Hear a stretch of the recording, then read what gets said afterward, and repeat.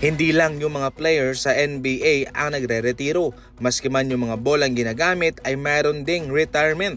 Maraming mga rason para i-consider na dapat nang itigil ang paggamit ng isang bola sa paglipas ng panahon. Kung medyo hindi na maganda ang kanyang kalagayan, ay hindi na siya gagamitin. Minsan din sa mga special na event, sa mga special na mga laban, minsan tinatago mismo ng mga malalaro o ng isang player ang bolang iyon. Minsan nakabatay din po sa isang player kung kanilang ire-request na hindi na ito pwedeng gamitin.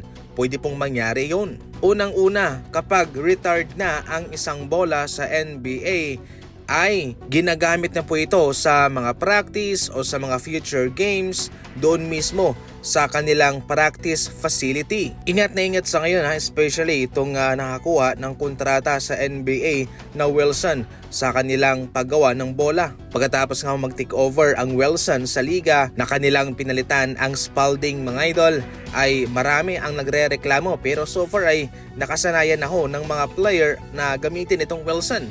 Pangalawa, yung iba naman ay hindi nagre-retiro, sadyang kinuha sila ng isang player o ng isang star player kung mayroon silang mga milestone na nagagawa pagkatapos ng isang laban. Yung mga record-breaking na mga laban o kung mayroon silang ginawang record sa kanilang sarili, kanilang nire-request na kunin o kanilang dadalhin sa kanilang bahay bilang memorabilia ang bola. Pangatlo, hindi lang po yung player ang kumukuha ng bola. Minsan yung mga team mismo na kanilang inilalagay sa kanilang mga museum, sa kanilang mga memorabilia display. Pangapat, mga giveaways sa mga fans at minsan ay ino-auction.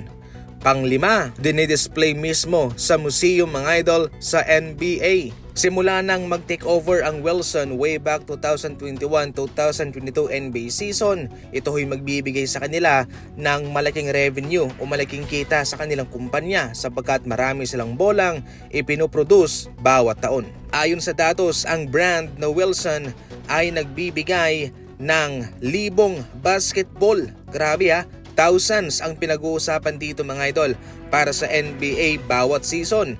Ang bawat kupunan ay nakakatanggap ng 72 balls sa isang season. Plus mayroon pang 3 primary game balls at mayroon pang 2 alternate na mga bola na ginagamit bawat laban. Sa finals naman, kinailangan pong papiliin ng mga referee ang mga players o yung mga star player ng bawat kupunan kung anong bola ang kanilang gagamitin sa laban. Halimbawa sa Golden State Warriors, si Stephen Curry mismo ang pipili ng bola. At kung yun din po ang mapipili ng kabilang team, halimbawa sa Rockets, si Kevin Durant ang pipili, yun pong bola na yun ang kanilang gagamitin sa laban. Sa pangkabuuan, nagbabayad ng nasa 20 million to 35 million per year ang Wilson para maging partner po ng NBA.